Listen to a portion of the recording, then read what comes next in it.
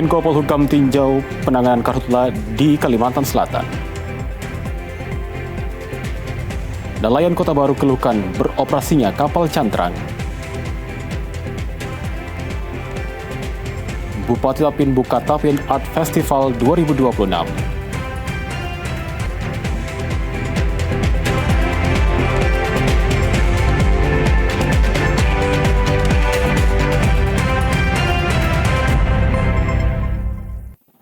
Assalamualaikum warahmatullahi wabarakatuh, selamat sore dan salam damai padua. Kalimantan Selatan hari ini kembali hadir Sabtu 1 Agustus 2026. Selama 1 jam ke depan kami akan menyampaikan informasi aktual, berimbang dan beretika di seputar Kalimantan Selatan. Bersama saya Arafat Al-Hali, inilah Kalimantan Selatan hari ini selengkapnya.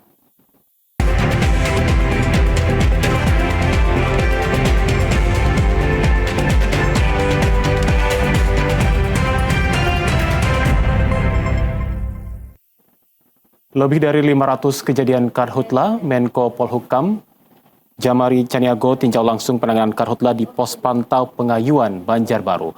Menko Polhukam optimis ancaman karhutla di wilayah Kalimantan dapat segera teratasi berkat kesiapan dan dukungan logistik serta sinergi seluruh petugas di lapangan. Menteri Koordinator Bidang Politik, Hukum, dan Keamanan Jamari Caniago meninjau langsung lokasi kebakaran hutan dan lahan di pos pantau Pengayuan, Banjarbaru. Pos ini menjadi titik kedua peninjauan setelah sebelumnya memantau wilayah Kalimantan Tengah.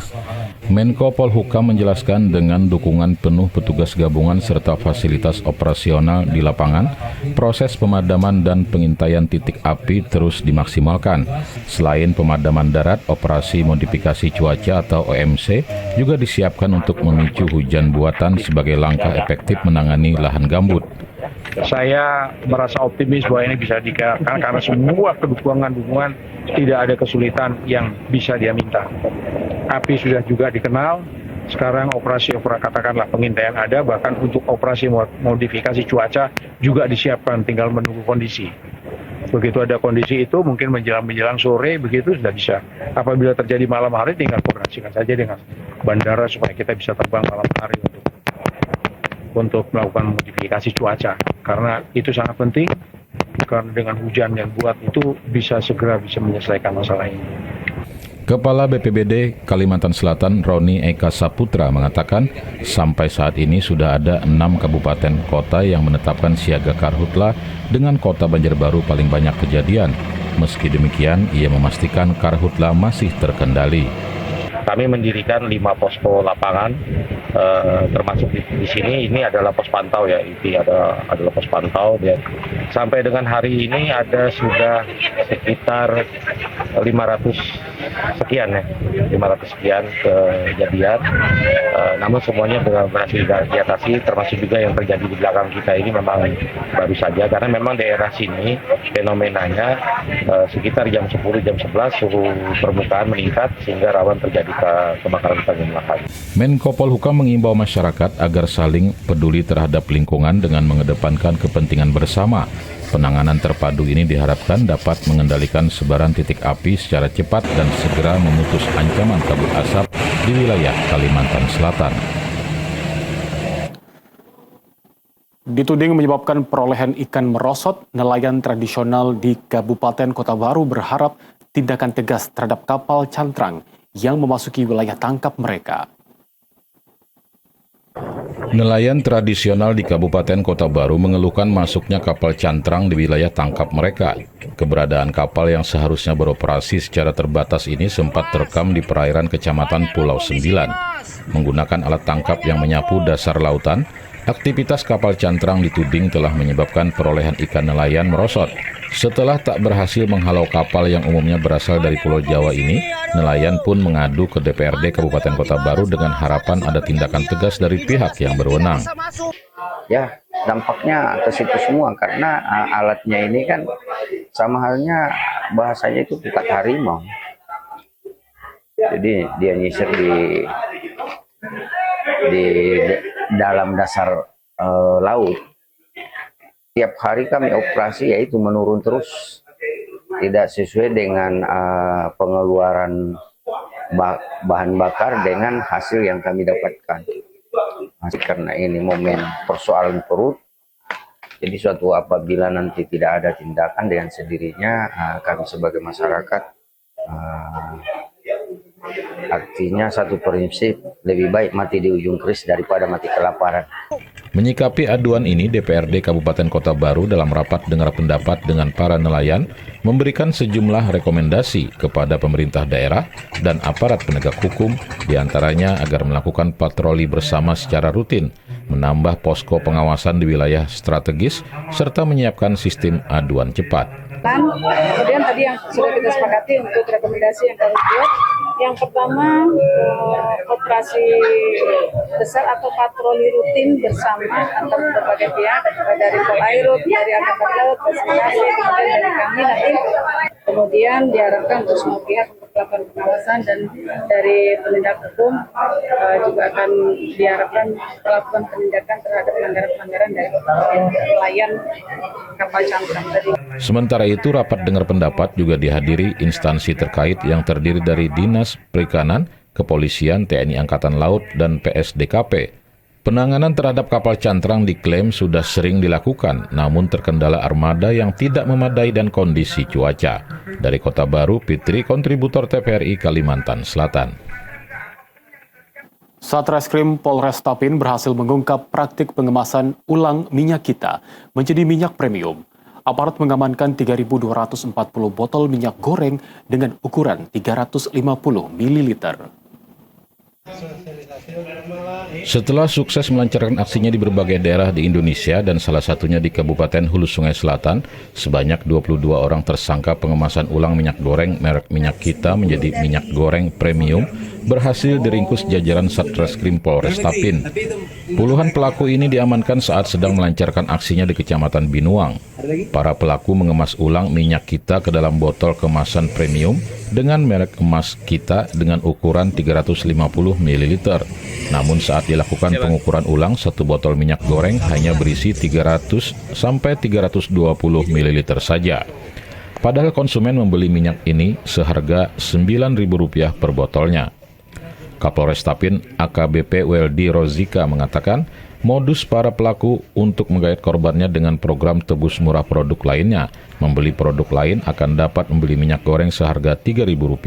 Sedangkan kalau hanya membeli minyak goreng saja membayar Rp9.000 per botolnya.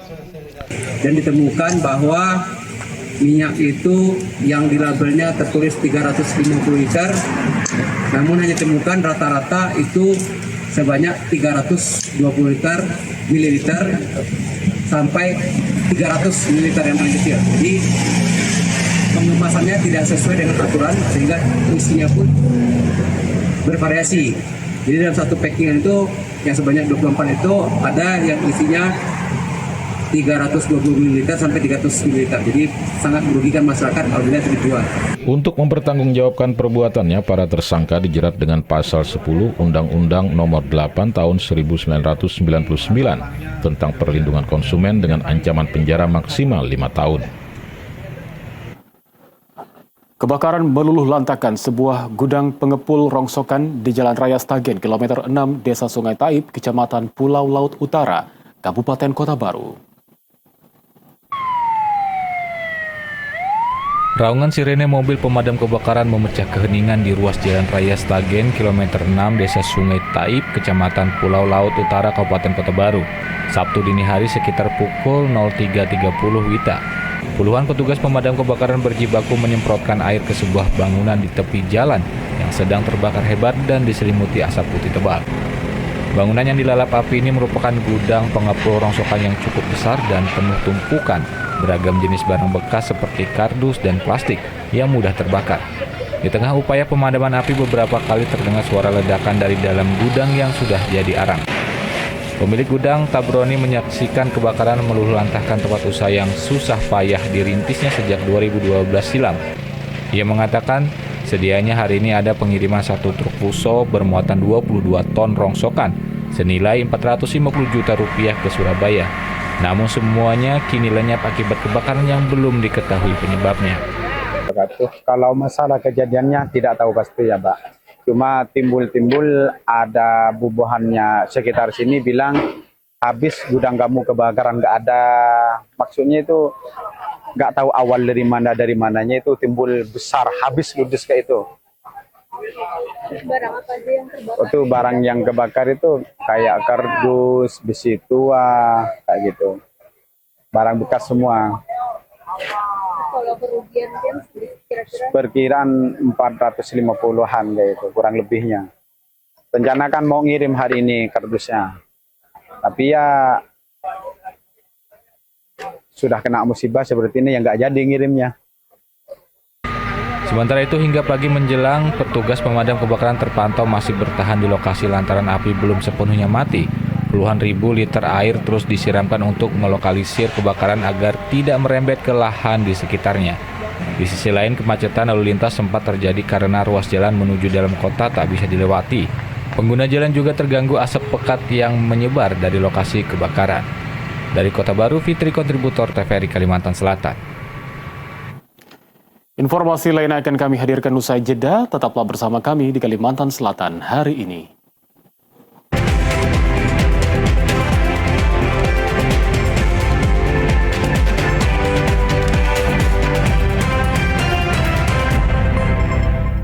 Untuk menindaklanjuti keluhan masyarakat terkait dugaan debu batu bara dari aktivitas crusher, Komisi 3 DPRD Kabupaten Tanah Bumbu melakukan inspeksi mendadak ke area operasional PT Borneo Indobara di Kecamatan Angsana Jumat kemarin.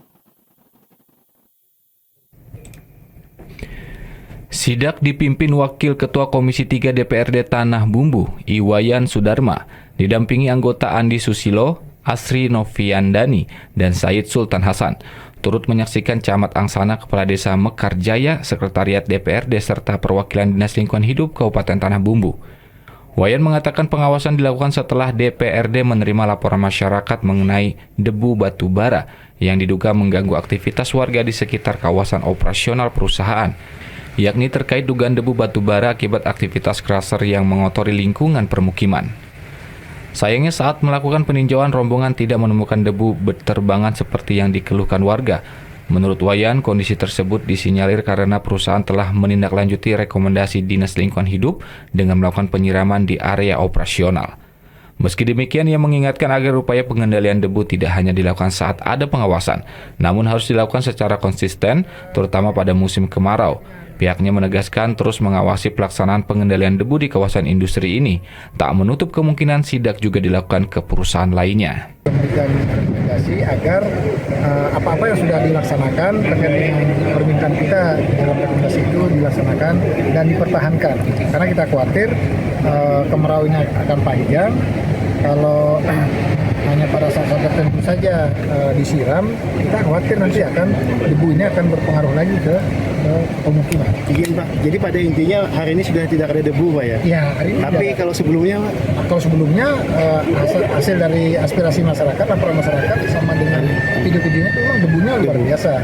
Nah, tapi ini sudah ditindaklanjuti oleh DB hasil dari rekomendasi DLH, dan juga hari ini pun juga kita memberikan rekomendasi. Sementara itu, pihak PT Borneo Indobara belum memberikan tanggapan. Perwakilan perusahaan yang ditemui di lokasi memilih tidak memberikan keterangan kepada awak media. Hakim TVRI Kalimantan Selatan. Senior Manajer PLN Indonesia Power UBP Asam Asam, Fajar Pamujianto membantah kerusakan akibat bahan baku batu bara. Hal ini untuk menjawab spekulasi yang beredar selama ini terkait kualitas dan ketersediaan batu bara untuk bahan bakar PLTU Asam Asam. Senior Manajer PLN Indonesia Power UBP Asam Asam, Fajar Pamujianto menegaskan kerusakan yang terjadi pada pembangkit unit 2 dan 3 PLTU Asam Asam tidak ada kaitannya dengan pasokan batu bara. Baik dari sisi kualitas batu bara yang digunakan maupun jaminan ketersediaan batu bara untuk bahan bakar pembangkit.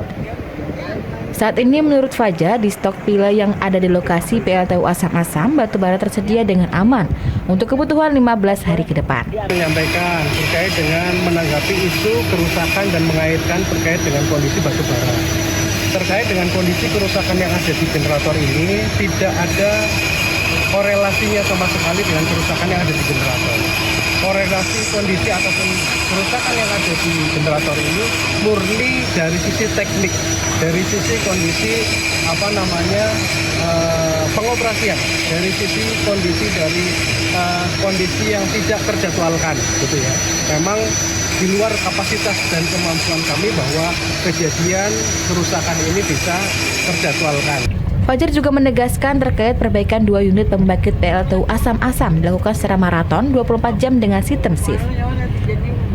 Sehingga dengan pengerjaan yang dilakukan diharapkan PLTU Asam-Asam bisa kembali pulih dan masuk dalam interkoneksi kelistrikan di Kalimantan Selatan, Timur, Tengah, dan Utara. Pemadaman listrik bergilir yang terjadi di sejumlah daerah di Kalimantan Selatan tidak mengecualikan tempat penitipan anak di Kabupaten Banjar. Kegiatan anak menjadi terganggu akibat pemadaman listrik. Pemadaman listrik yang terjadi secara bergiliran di sejumlah wilayah di Kalimantan Selatan juga dirasakan tempat penitipan anak di Kabupaten Banjar. Sejak awal bulan Juli 2026, pemadaman mulai sering terjadi, dengan puncaknya pada akhir bulan Juli. Pemadaman listrik terjadi hampir setiap hari.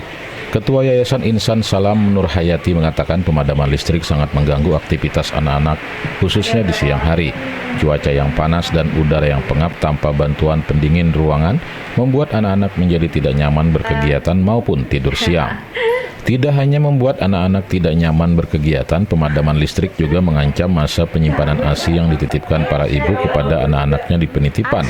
Sangat mengganggu karena kami semua mungkin ya seluruh ruangan itu memerlukan tenaga listrik ya, karena ada ruangan yang memakai kipas angin, kemudian ada yang memakai AC. Ini sangat berdampak sekali terhadap anak-anak.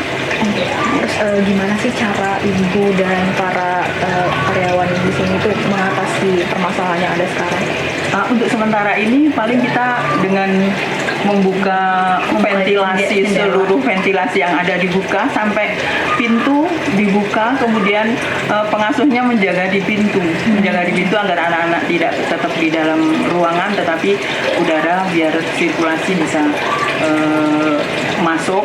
Jadi semua yang bisa dibuka ventilasi untuk dibuka.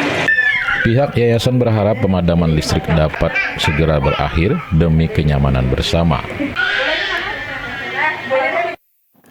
Untuk mengetahui prediksi curah hujan dan sifat hujan pada bulan Agustus 2026 di wilayah Provinsi Kalimantan Selatan, berikut informasi terkini perakiraan cuaca dari BMKG Stasiun Klimatologi Banjarbaru, Kalimantan Selatan. Informasi ini akan disampaikan Prakirawan Muhammad Ridani Rifai.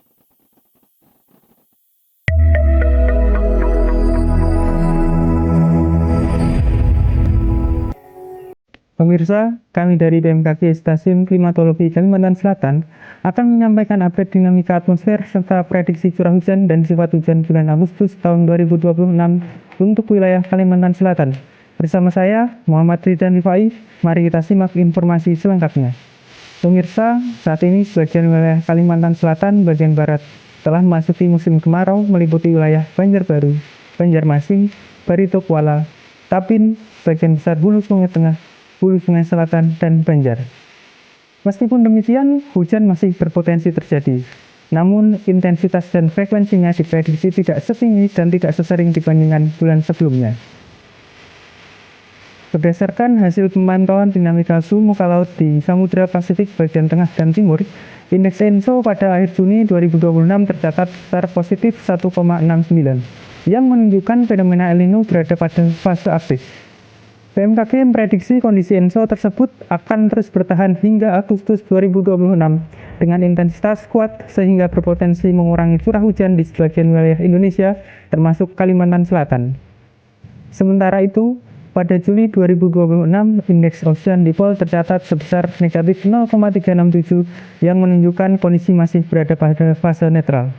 Namun demikian, indeks ocean dipole diprediksi akan bergerak menuju fase positif mulai Agustus hingga Desember 2026.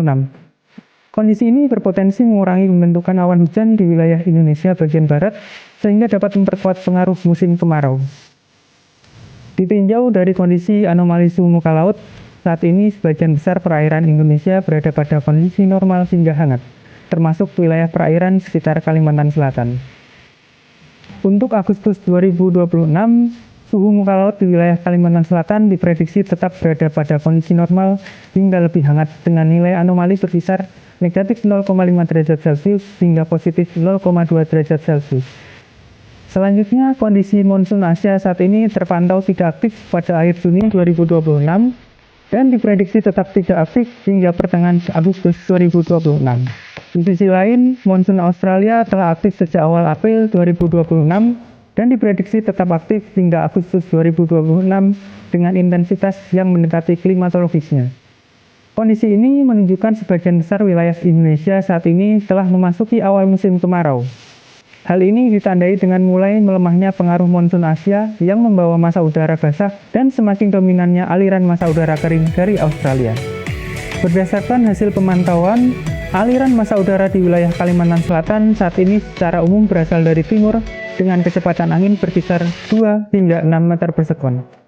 Kondisi tersebut diprediksi masih akan berlangsung pada Agustus 2026 dengan arah angin dominan masih dari timur dengan kecepatan berkisar 2 hingga 6 meter per sekon. Selanjutnya, beralih ke informasi prediksi curah hujan. Curah hujan di wilayah Kalimantan Selatan pada Agustus 2026 umumnya diprediksi pada kategori rendah dengan rentang curah hujan berkisar 20 hingga 100 mm. Sementara itu, untuk sifat hujan Agustus 2026 di wilayah Kalimantan Selatan diprediksi akan lebih kering dibandingkan dengan normalnya. Demikian informasi yang dapat kami sampaikan. Untuk informasi lebih lengkap, silakan kunjungi media sosial kami. BMKG akan selalu berkomitmen memberikan informasi secara cepat, tepat, akurat, luas, dan mudah dipahami. Terima kasih atas perhatiannya. Salam iklim, kenal iklimnya, rencanakan kegiatannya. Kalimantan Selatan hari ini akan kami lanjutkan usai jeda, tetaplah bersama kami.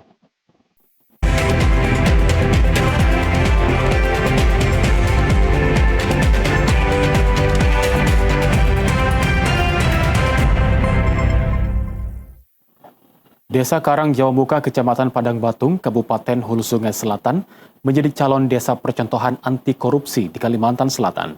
Bimbingan teknis pun dilakukan langsung oleh tim Komisi Pemberantasan Korupsi Republik Indonesia. Mewujudkan pemerintahan desa yang bersih dan berintegritas menjadi pondasi penting dalam membangun kepercayaan masyarakat. Komitmen inilah yang terus diperkuat pemerintah Kabupaten Hulu Sungai Selatan yang dilakukan dalam bentuk bimbingan teknis kepada pemerintah Desa Karang Jawa Muka sebagai calon percontohan desa anti korupsi di Kalimantan Selatan. Bimbingan teknis yang disampaikan langsung oleh Wakil Kepala Satuan Tugas Direktorat Pembinaan Peran Masyarakat KPK RI, Aris Dedi Arham ini bertujuan agar unsur pemerintahan desa semakin memahami pentingnya membangun budaya kerja yang jujur, bertanggung jawab, profesional, dan berorientasi pada pelayanan masyarakat. Karena dengan hal itu akan menjadi pondasi utama dalam mewujudkan pemerintahan desa yang bersih, transparan, dan berintegritas. Dengan menjadi calon desa percontohan anti korupsi, Desa Karang Jawa Muka diharapkan mampu menjadi contoh bagi desa lainnya di Kabupaten Hulu Sungai Selatan dalam hal penerapan tata kelola pemerintahan desa anti korupsi, sehingga pembangunan desa dapat berjalan lebih optimal. Mudah-mudahan ini sebagai awal dari mudah-mudahan nanti ini bisa terus menalar atau menyebar ke desa-desa lain di Kalimantan Selatan. Jadi bukan hanya di Kalimantan Selatan ini, tapi juga harapan kita semua. Jadi bimbingan teknis adalah awal dari kita. Mudah-mudahan semuanya tanpa bimbingan pun kita sudah bisa mencegah korupsi. Juga dalam hal tata kelola dan bisa pengelolaan dan pelaksanaan dan pertanggungjawabannya, yang mana kemarin kami sudah melakukan pembinaan jadi bisa Karang Jawa Muka dan juga bisa di Hulu Sungai Selatan ini juga kita melakukan kerjasama pendampingan hukum dengan pihak Kejaksaan Negeri Hulu Sungai Selatan. Sementara itu, Wakil Kepala Satuan Tugas Direktorat Pembinaan Peran Masyarakat KPK RI Aris Dedi Arham juga menyampaikan pihaknya akan melakukan penilaian pada bulan Oktober 2026 dengan membawa pihak Kementerian Desa dan Kementerian terkait. Dan indikator penilaian ialah tentang tata kelola, pengawasan pelayanan publik, partisipasi masyarakat, serta kearifan lokal. Pemerintah Kabupaten Tanah Bumbu menyiapkan beragam program dalam pendampingan kepada pelaku usaha perikanan agar tetap bisa menjaga produktivitas termasuk persoalan cuaca dan kelangkaan BBM yang dihadapi saat ini. Produksi perikanan Kabupaten Tanah Bumbu menunjukkan tren positif dengan kontribusi terbesar dari perikanan tangkap laut di kawasan pesisir Kusan Hilir, Satui, Sungai Loban, Angsana, Simpang 4, dan Batu Licin. Di sisi lain, sektor budidaya juga terus berkembang, meski produksi tumbuh baik. Pelaku usaha perikanan masih dihadapkan pada tantangan berat seperti perubahan cuaca, lonjakan biaya operasional terutama bahan bakar dan pakan, fluktuasi harga, keterbatasan modal, serta prasarana yang perlu ditingkatkan. Kepala Dinas Perikanan Tanah Bumbu Andi Anwar Sadat menegaskan pemerintah telah menyiapkan program prioritas bagi pelaku usaha di bidang ini dalam mengatasi kendala tersebut. Di antaranya mendorong penguatan kelembagaan kelompok nelayan, koperasi, akses pemasaran langsung, pemanfaatan teknologi informasi, serta menjalin kerjasama dengan industri pengolahan. Guna meningkatkan kemandirian kelompok nelayan dan pembudidaya, penyuluh perikanan rutin memberikan pelatihan teknis budidaya modern, manajemen usaha, pengelolaan kualitas air, biosecurity hingga pencatatan usaha. Keberlanjutan produksi ini juga dijaga lewat pengawasan alat tangkap yang merusak, edukasi tangkap ramah lingkungan, kepatuhan ukuran ikan, serta rehabilitasi kawasan pesisir dan mangrove. Kalau untuk sentra penangkapan yang pengawasan hasil laut itu kan Tanah Bumbu itu ada di Kusan Hilir, ya, di Sungai Loban, Muara Satui, dan Simpang 4, yang mana daerah-daerah pesisir itu ada pelabuhan, TPI, ada pelabuhan pendaratan, tempat pendaratan ikan. Nah, tentunya itu adalah menjadi sentra-sentra untuk produksi, mendaratkan hasil produksi kita untuk pengembangan budidaya air tawar. Ya, kita dibantu bibit, kemudian dibantu untuk pengembangannya, ada pelatihan dan sekolah-sekolah bimbingan teknis kayak sekolah budidaya aquacultur. Kalau di budidaya, kemudian kalau di penangkapan ada sekolah bahari, kemudian kalau di pengolahan hasil perikanan ada sekolah pangan, seperti itu. Ditambahkannya pada sisi tahun ini dan tahun depan, Dinas Perikanan memprioritaskan peningkatan produksi yang berkelanjutan, penguatan kelembagaan, perbaikan prasarana, TPI, dan budidaya, perluasan investasi, serta menjaga kelestarian sumber daya perikanan untuk generasi mendatang. Hakim TVRI Kalimantan Selatan. Badan Amil Zakat Nasional Kabupaten Hulu Sungai Selatan kembali salurkan bantuan beasiswa. Bantuan ini bertujuan untuk meringankan beban mahasiswa agar dapat terus fokus pada studi tanpa terganggu finansial. Bantuan beasiswa yang diserahkan secara simbolis di Aula Pendopo Wakil Bupati Hulu Sungai Selatan diterima langsung 30 mahasiswa Kabupaten Hulu Sungai Selatan dari berbagai semester di perguruan tinggi di Kalimantan Selatan. Terdiri dari penerima baru ataupun lama, di mana setiap penerima beasiswa ini mendapatkan uang 3 juta rupiah per semester dan akan terus berlangsung hingga semester 8 pada tahun 2026 ini. Jumlah pendaftar sebanyak 49 orang dan lulus administrasi sebanyak 48 orang. Kemudian dilakukan lagi tes tertulis dan wawancara, hingga akhirnya 16 orang dinyatakan lulus sebagai penerima bantuan beasiswa ini. Dengan demikian, maka jumlah keseluruhan penerima sejak tahun 2022 hingga 2026 berjumlah 30 orang. Selain 30 orang yang menerima bantuan, dari Basnas juga memberikan bantuan uang kuliah tunggal atau UKT 1 semester kepada 10 mahasiswa yang sebelumnya mendaftar tapi masih terkendala saat proses verifikasi. 10 mahasiswa ini masing-masing menerima 2 juta rupiah. Harapan tentunya dari untuk meningkatkan kualitas pendidikan, kualitas mahasiswa, insya Allah untuk meraih prestasi yang sebaik-baiknya insya Allah. Besar itu kita, tapi pada prinsipnya kita tetap mensupport, mendorong anak-anak untuk semangat untuk kuliah untuk program ini sangat positif dan sangat baik. Karena program ini tidak hanya membantu dari biaya pendidikan, tapi juga mendorong kami untuk terus belajar dan meningkatkan prestasi yang kami miliki. Saya merasa sangat terbantu dengan adanya bantuan ini, karena dengan adanya bantuan ini bisa juga membantu kami untuk meningkatkan semangat dalam meningkatkan prestasi-prestasi dalam perkuliahan. Kalau saya sebagai penerima baru, jadi baru aja di tahun 2026. Dalam sambutan tertulis Bupati Hulu Sungai Selatan Saprudin Nur yang dibacakan Asisten 2 Sekretariat Daerah Zulkifli, bantuan ini diharapkan bisa dimanfaatkan sebaik-baiknya oleh penerima untuk biaya pendidikan hingga selesai kuliah nantinya. Bisa mempertahankan IPK, aktif di berbagai kegiatan, serta bisa meningkatkan kemampuan diri. Semoga kita semua mendapat syafaat. Pemirsa, berikut perakiraan cuaca esok Minggu 2 Agustus 2026. Informasinya akan disampaikan perakirawan Rimelda Yuni Hasteti dari Stasiun Meteorologi Syamsuddinur, Banjarmasin.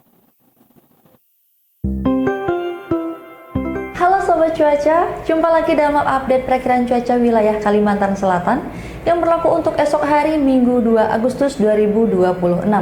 Bersama saya Rimelda Yuni Hasteti, perakirawan Stasiun Meteorologi Syamsuddinur, Banjarmasin. Baiklah Sobat Cuaca, jika dilihat pada perakiraan angin lapisan 3000 feet esok hari, terdapat adanya bibit siklon tropis 94W di timur Filipina. Dan untuk wilayah Indonesia didominasi dengan angin dari timur tenggara yang bertiup secara kencang dan membawa massa udara kering sehingga dapat berdampak pada berkurangnya curah hujan di wilayah Indonesia, di mana hal ini sering disebut dengan fenomena angin monsun Australia. Untuk di wilayah Kalimantan Selatan, angin pada lapisan 3000 feet diperkirakan dominan bertiup dari tenggara dengan kecepatan 10 hingga 35 knot.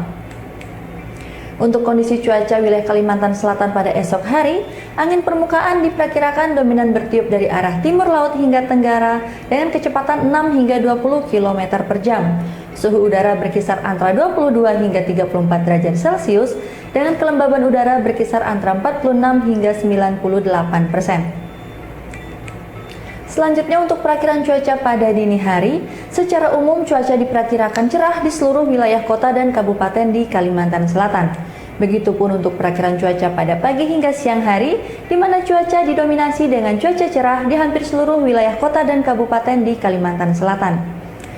Kemudian pada siang sore hari, cuaca diperkirakan cerah berawan, dan malam hari cuaca diperkirakan akan kembali didominasi dengan cuaca cerah di hampir seluruh wilayah kota dan kabupaten di Kalimantan Selatan. Baiklah Sobat Cuaca, kita beralih ke informasi perakiraan tinggi gelombang. Bagi Sobat Cuaca yang akan beraktivitas di laut, tinggi gelombang di perairan Banjarmasin, Tanah Bumbu dan juga Kota Baru esok hari masuk dalam kategori rendah, yakni berkisar antara 0,5 hingga 1,25 meter. Sedangkan di perairan Tanah Laut diperkirakan berada dalam kategori sedang, yaitu berkisar antara 1,25 hingga 2,5 meter, sehingga perlu diwaspadai bagi perahu nelayan, kapal tongkang dan kapal feri terhadap adanya potensi gelombang tinggi di wilayah perairan tersebut. Baiklah Sobat Cuaca, selanjutnya kita beralih ke informasi tingkat intensitas api kebakaran hutan dan lahan. Untuk esok hari, secara umum wilayah Kalimantan Selatan berada pada kategori tinggi hingga sangat tinggi, sehingga api akan cukup sulit untuk dikendalikan atau dipadamkan apabila terjadi kebakaran hutan dan lahan. Untuk itu kami menghimbau kepada masyarakat Kalimantan Selatan untuk turut serta dalam aksi mencegah terjadinya kebakaran hutan dan lahan dengan cara tidak membuang putung rokok dan membakar sampah secara sembarangan, menghindari praktek pembukaan lahan dengan cara dibakar, serta senantiasa berhati-hati terhadap potensi kebakaran hutan dan lahan yang dapat menyebabkan kabut asap. Demikian update perakiraan cuaca wilayah Kalimantan Selatan yang dapat kami sampaikan. Untuk informasi lebih lengkap, Sobat dapat mengakses aplikasi Info BMKG atau juga bisa melalui Instagram kami di @cuacakalsel. Selamat melanjutkan aktivitas Anda, terima kasih dan sampai jumpa. Kalimantan Selatan hari ini akan kami lanjutkan usai jeda, tetaplah bersama kami.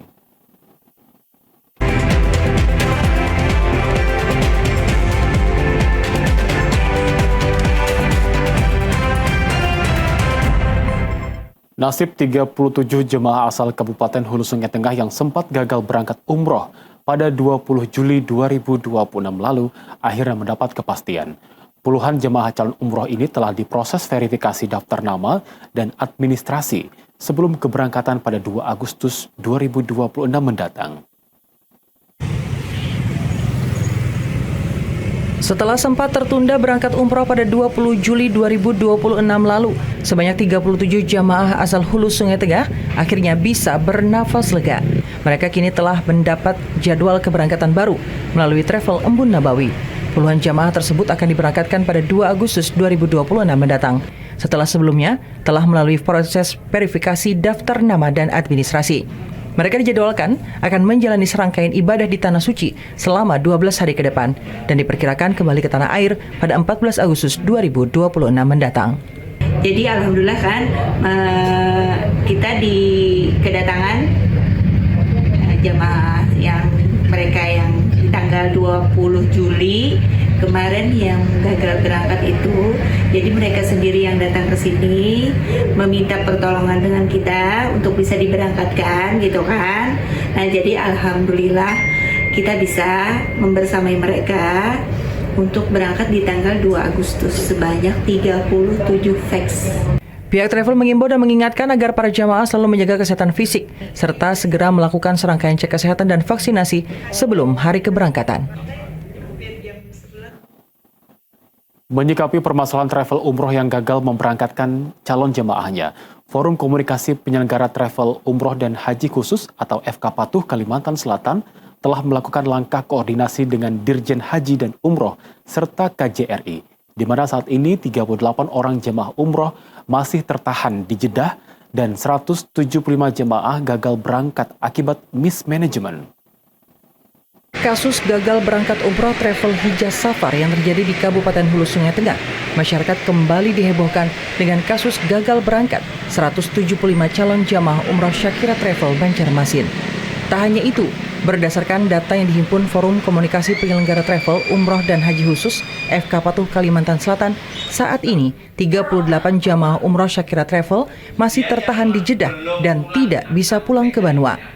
Menyikapi hal tersebut, FK Patuh Kalimantan Selatan setelah sebelumnya melakukan mediasi yang menghadapkan travel dan calon jamaah, juga melakukan koordinasi ke Dirjen Haji dan Umroh serta KJRI Jeddah untuk 38 jamaah Syakira Travel dapat kembali ke tanah air meski dengan biaya sendiri.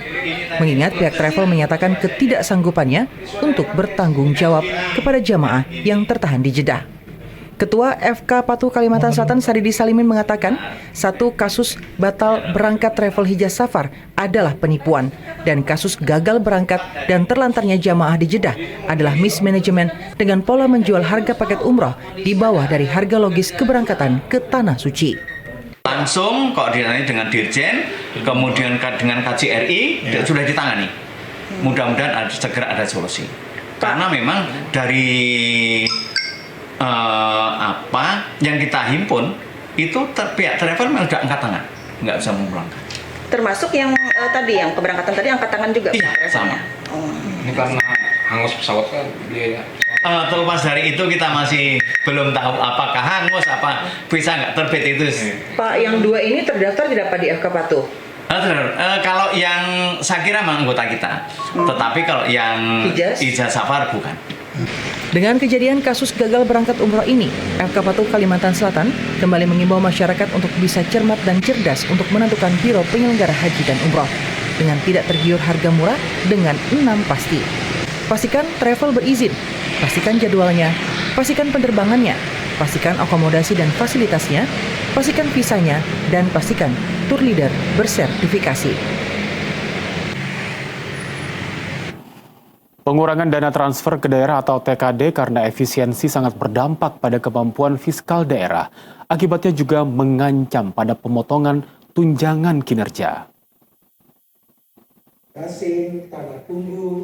Pemotongan tunjangan penghasilan daerah akibat berkurangnya TKD saat ini menjadi isu di banyak daerah, termasuk di Kalimantan Selatan, akibat ruang fiskal yang terbatas, sementara pendapatan asli daerah atau PAD relatif kecil. Kepala Kanwil DJPB Kalimantan Selatan Catur Arianto Widodo berharap ruang fiskal daerah yang terbatas masih bisa diatasi dengan baik, sehingga tidak berdampak pada pemotongan tunjangan kinerja. Mungkin ini bisa saja nanti merujuk kepada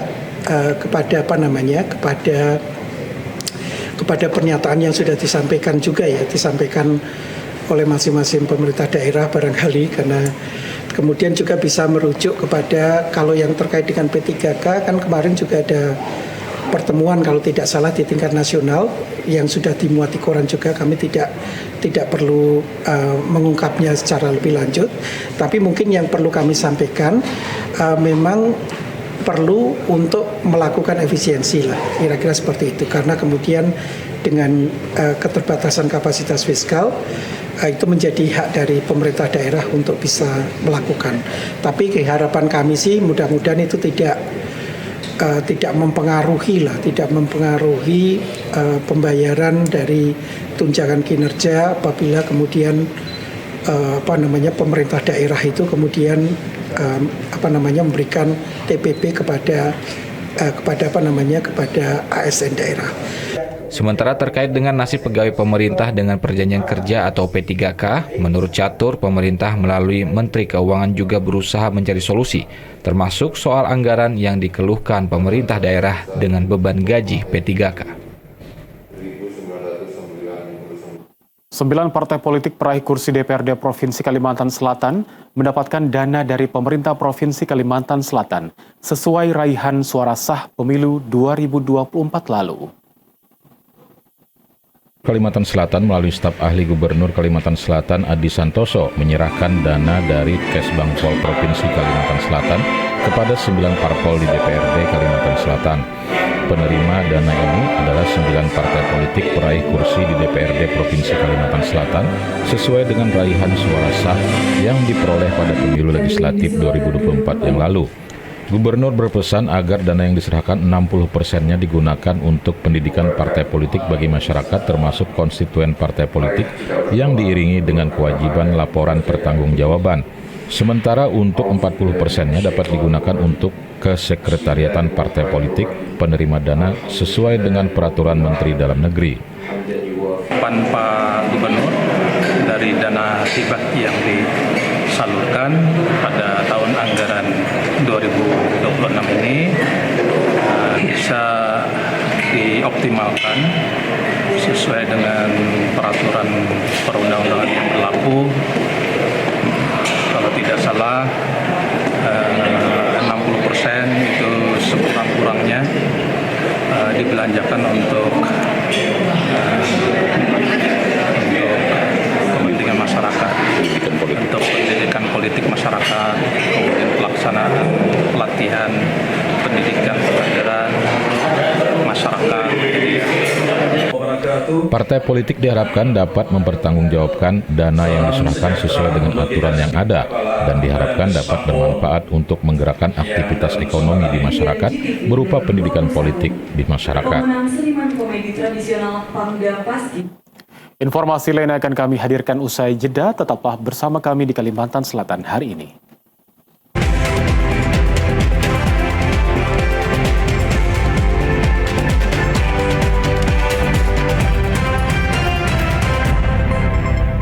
Minimnya jumlah siswa di SDN Perintis Raya yang hanya berjumlah 40 siswa dari kelas 1 hingga kelas 6 membuat Dana BOS tidak bisa melakukan perbaikan fasilitas sekolah yang rusak. Walaupun saat ini jumlah siswa kelas 1 mengalami kenaikan yang signifikan dari tahun lalu, nyatanya jumlah semua siswa di SD Negeri Perintis Raya saat ini hanya berjumlah 40 siswa. Dengan minimnya jumlah siswa tersebut, membuat bantuan dana BOS yang diterima oleh sekolah juga sedikit, cukup untuk keperluan operasional sekolah saja. Sedangkan untuk melakukan perbaikan fasilitas sekolah, pihak sekolah hanya dapat mengandalkan dari bantuan APBD Dinas Pendidikan Kabupaten Tapin. Saat ini bangunan sekolah mulai mengalami kerusakan, seperti plafon yang rusak, lantai ruang perpustakaan yang rusak, dan lainnya. Kepala SD Negeri Perintis Raya Jumiati mengatakan, dana BOS yang diterima sekolah sangat minim, sehingga pihak sekolah tidak bisa melakukan perbaikan maupun menambah fasilitas sekolah. Dana BOS itu dibatasi gasan sarana prasarana, kemudian karena muridnya sedikit, dapat dana BOS itu sedikit juga. Jadi untuk memperbaiki sarana prasarana itu kurang leluasa. Jadi kecuali meminta dari dana apresiasi atau dari bantuan dinas pendidikan. Untuk siswanya alhamdulillah tahun ini ada tambahan sekitar 40 orang. Jadi 40 total seluruhan Bu lah? Ya. Paling sedikit kelas berapa Bu? Paling sedikit kelas 5 sama kelas 4 5 orang. Para guru dan siswa berharap sekolahnya mendapatkan perhatian dari pemerintah daerah, sehingga di tahun akan datang jumlah siswa yang mendaftar lebih meningkat. Bupati Tapin Yamani membuka Tapin Art Fest 2026 yang ditandai dengan betapak mayang. Yamani mengharapkan Tapin Art Fest menjadi wadah pengembangan kesenian dan tradisi asli Kabupaten Tapin. Tapin Art Fest merupakan event tahunan Kabupaten Tapin yang menampilkan kesenian dan budaya yang ada di Kalimantan Selatan. Terlebih, tujuannya yakni memperkenalkan kembali beberapa kesenian dan kebudayaan daerah yang saat ini mulai tergerus zaman. Bahkan di dalam area Tapin Art Fest terdapat beberapa stand yang menampilkan kerajinan dan kebudayaan asli Kalimantan Selatan. Di tahun 2026 ini, Tapin Art Fest kembali masuk ke dalam karisma event Nusantara 2026 Kementerian Pariwisata. Perwakilan sponsor Asep Edwin Firdaus mengatakan pihaknya akan selalu berupaya untuk berkontribusi dalam melestarikan kesenian dan kebudayaan daerah. Marilah kita bersama-sama mewujudkan Tapin Art Fest 2026 sebagai momentum untuk memperkuat identitas budaya, mempererat persatuan, menggerakkan ekonomi kreatif, serta mengangkat nama Kabupaten Tapin di tingkat nasional maupun internasional. Bupati Tapin Yamani mengharapkan pelaksanaan Tapin Art Fest ini menjadi wadah bagi masyarakat untuk hiburan sekaligus mengenal kesenian dan kebudayaan Kalimantan Selatan. Ya mudah-mudahan ini sebagai wujud bahwa inilah Tapin yang kita cintai gitu ya. Kalau orang kan dengar Tapin kan hanya ya tambang, sawit. Lebih dalam dari itu bahwa ada budaya di sana, ada masyarakat di sana. Nah, bagaimana kita melestarikan budaya yang ada, malah mengembangkan. Pada kesempatan itu juga Bupati Tapin menyerahkan piagam penghargaan kepada sponsor utama yakni PT Bumi Rantau Energi dan perusahaan pendukung kegiatan lainnya seperti PT KPP. Ribuan warga serbu bazar murah dan bakti kesehatan TNI AU di Jalan Hercules, Landasan Ulin, Banjarbaru. Kegiatan ini dinilai sangat berdampak bagi warga sekitar, terutama untuk kebutuhan sehari-hari dan kesehatan mereka. Sejak pagi hari, masyarakat antusias memanfaatkan berbagai layanan medis gratis, mulai dari operasi katarak, hitanan massal, pengobatan umum, hingga pemeriksaan gigi dan layanan KB. Tak hanya layanan kesehatan, kemeriahan juga terlihat di area bazar UMKM dan kegiatan senam sehat bersama yang digelar untuk mempererat tali silaturahmi antara TNI, Angkatan Udara, dan masyarakat. Kegiatan ini kolaborasi Pemko Banjarbaru dalam Hari Bakti TNI Angkatan Udara ke-79. Dan Lanut Samsudinor, Kolonel Penerbangan Hilman LP Ambarita mengatakan, melalui kegiatan bakti sosial dan pemberdayaan UMKM ini, TNI Angkatan Udara berharap dapat terus memberikan dampak positif secara langsung, membawa kebahagiaan serta membantu meringankan beban ekonomi masyarakat. Dalam sejarahnya 79 tahun yang lalu bahwa TNI Angkatan Udara melakukan perlawanan kepada Belanda dengan menyerang Semarang, Solo, dan Salatiga dalam upaya memberikan perlawanan terhadap penjajah Belanda. Akibat itu salah satu pesawat kita dalam misi bakti dari India, dari luar negeri, membawa bahan bakti kemanusiaan ditembak jatuh oleh Belanda. Sehingga gugurlah pahlawan-pahlawan kita yang kita peringati pada hari ini. Sehingga dalam hari bakti ini, pada pahlawan yang gugur membawa bakti sosial, hari ini kita wujudkan. Karena Kepala Staf TNI Angkatan Udara menyampaikan Pendahulu kami memberikan perlawanan pada masanya melawan perjuangan. Saat ini kita sebagai generasi penerus TNI Angkatan Udara menghadapi situasi nasional, kondisi masyarakat, kondisi ekonomi, dan perhatian kepada masyarakat. Salah seorang warga Guntung Manggis, Wono, yang mengikuti pemeriksaan katarak mengaku bersyukur serta terbantu dengan adanya bakti kesehatan ini. Ya, sangat gembira Bu, bisa mendukung kami. Saya kembali kan, setelah mata kan, mudah-mudahan.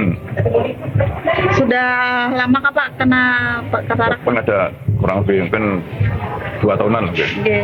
2 tahunan ya. Jadi menunggu kemarin program ini lah Pak? Iya. Pak tahu ada program itu dari mana Pak? Ada di aduh, lihat di medsos. Oke. Jadi ikut Pak lah. Iya. Di sisi lain, pemerintah Kota Banjarbaru menilai kegiatan ini sangat berdampak bagi masyarakat khususnya di Banjarbaru.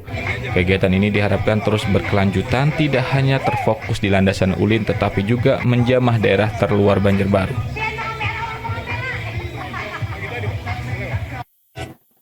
Tuntas sudah perjumpaan kita di Kalimantan Selatan hari ini. Saya Arafat Al-Halim, mewakili tim yang bertugas, mengucapkan terima kasih atas perhatian dan kebersamaan Anda. Wassalamualaikum warahmatullahi wabarakatuh. Selamat sore dan salam damai Banua.